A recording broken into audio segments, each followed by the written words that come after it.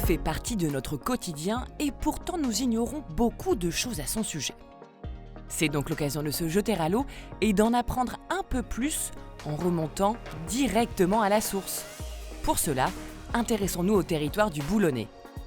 La première question que l'on peut se poser, d'où provient l'eau que je consomme ? L'eau potable que nous consommons provient à 75% de prélèvements effectués en sous-sol dans les nappes phréatiques. Le reste est prélevé dans ce qu'on appelle l'eau de surface au niveau de la ville de Carly. Un territoire donc autonome en eau où chaque année 13 millions de mètres cubes d'eau potable sont prélevés. Si l'eau est gratuite, pourquoi dois-je payer une facture ? Tout à fait, l'eau est gratuite, mais ce qui justifie notre facture, ce sont les services qui acheminent l'eau jusqu'à notre robinet et qui la traitent pour la rendre potable. Elle concerne également l'assainissement de nos eaux usées, ainsi qu'une taxe reversée aux agences de l'eau qui leur permet de protéger nos ressources en eau. Justement, dans quel état sont-elles ?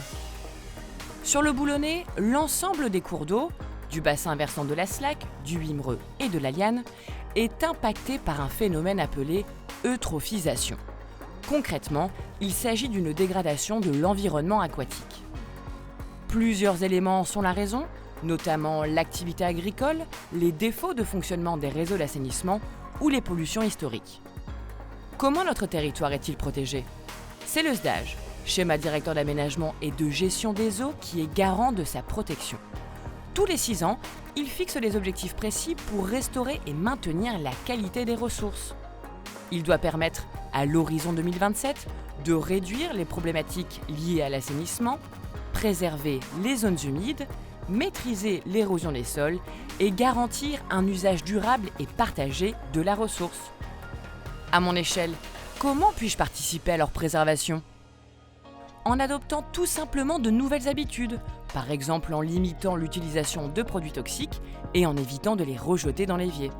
Vous pouvez d'ailleurs retrouver une multitude d'exemples et de bons tuyaux sur le site agissonspourleau.fr.